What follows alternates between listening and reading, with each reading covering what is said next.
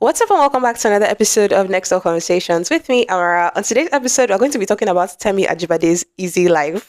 I hope you guys appreciated that pun, guys. I really took some time to think about that one. But anyway, we're going to be talking about that. We're going to be talking about classism and the current state of class consciousness amongst Nigerian Gen Zs.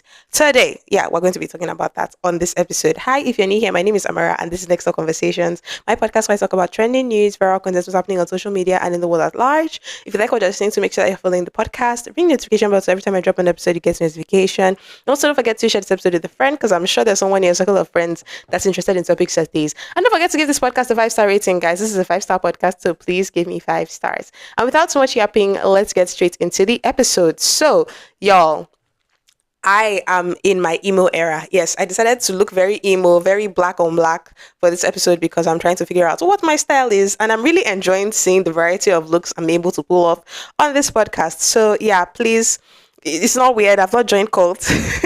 I'm just doing this for the sake of fashion. Anyway, let's get into the episode. So we're going to start off with who Temi Otedola is. And I'm sure there are some Nigerians that are listening to this that are just rolling their eyes like, we know who Temi Otedola is. Guys, I have listeners from Vietnam.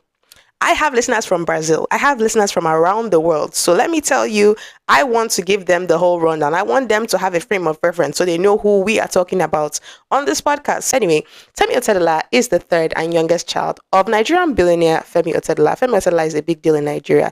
Femi Otedola is probably as big a deal in Nigeria as the president himself. Okay, he wrote a book sometime last year that gained a lot of popularity. He was in the news for that.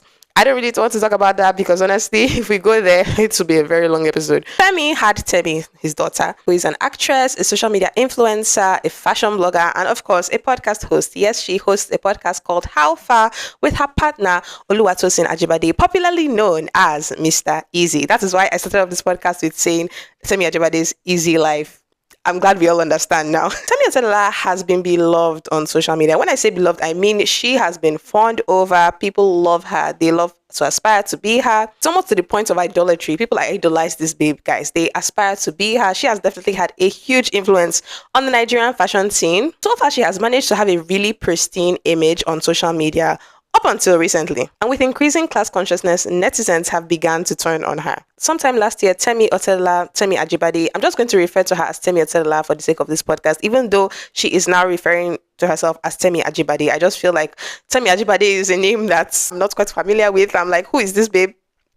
I know Temi Otedola, I beg, so I'm going to refer to her as Temi Otedola. Now, sometime last year, Temi Otedola had an intercontinental wedding. It was a big deal. It was covered by American Vogue. It was all over the US press. Like, it was a huge global deal. And when I say an intercontinental wedding, I mean an intercontinental wedding. She had a civil wedding in Monaco, trad in Dubai, and the white wedding in Iceland. Now, as a poor man picking, all these countries sound strange to me.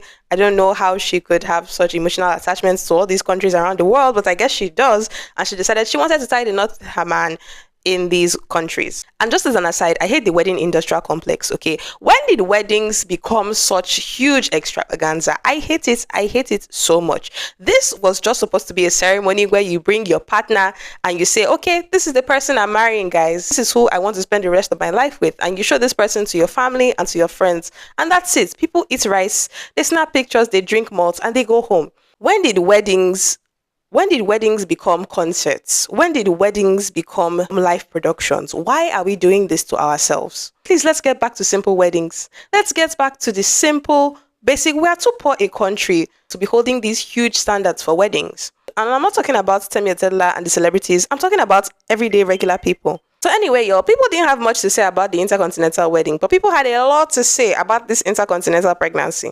Temi Otedola revealed in a viral clip with her husband, Mr. Easy, that they have 9 doctors waiting scattered across the world for when she will go into labor. Now, you might have listened to that and thought, what? Yes, they have 9 doctors across different countries, across different continents, across the world, waiting for when Temi Otedola will go into labor so they can deliver Temi Otedola's baby. And I just want to say, as a healthcare sister, I do not believe in this. I am a firm proponent of birth preparedness. I'm a firm proponent of know when you are due to deliver, know where you're going to deliver, and plan according to that. Have a plan. It's important to have a plan. You can't be freestyling your delivery, guys. Know where you are going to deliver in and prepare for it. 9 doctors is insane. You shouldn't even be traveling that much in your 3rd trimester to begin with.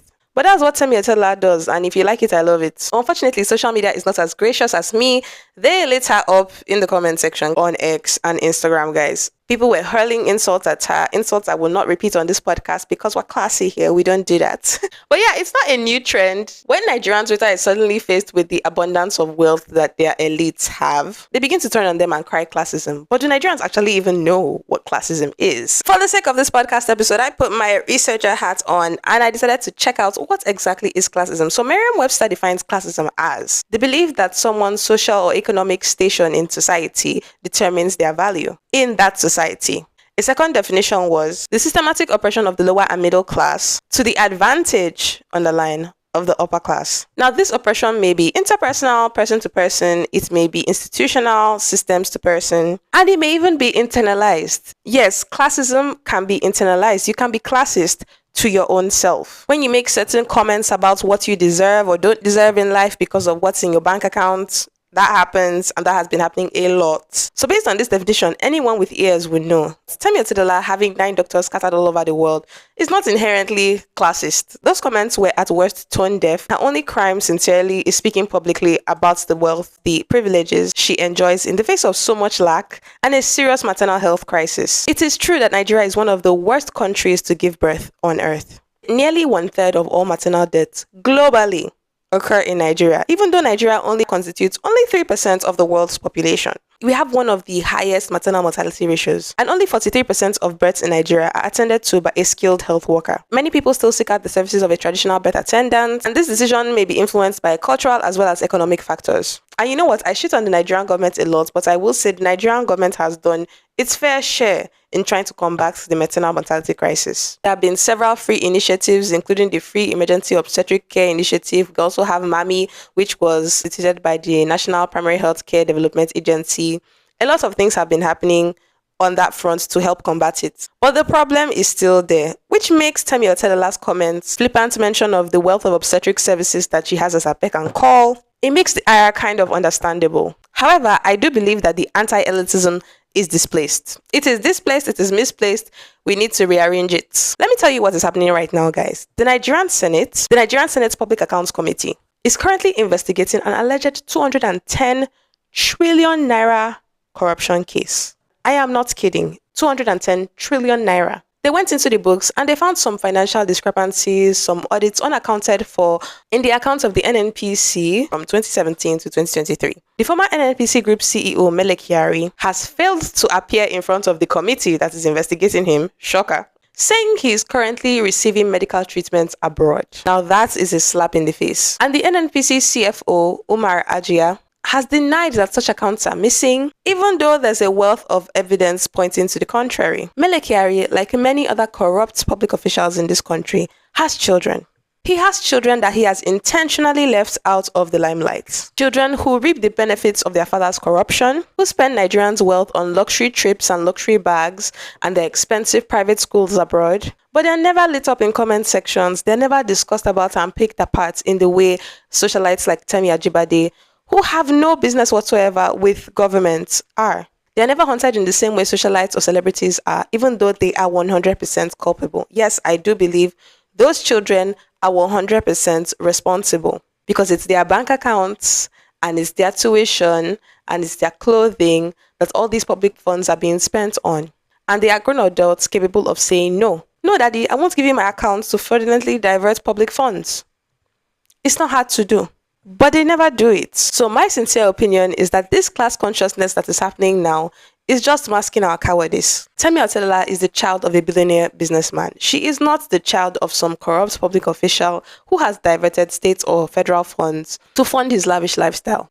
We need to get a grip. You know what true class consciousness looks like to me? True class consciousness looks like all of us deciding enough is enough and intentionally seeking out, and I'm sure this may sound like a witch hunt, but sincerely, we need to seek out the wives, children, the relatives of these public officials, and we need to bring their stories to the fore. The way we have scandalized the lives of celebrities and wealthy people in these countries, we need to do that to public officials. We need to do that to politicians. There needs to be repercussions for the damage they have done. Because tell me why the internet is more concerned with Temi Ajibade's 9 doctors scattered across the world when we have a 210 trillion naira corruption scandal.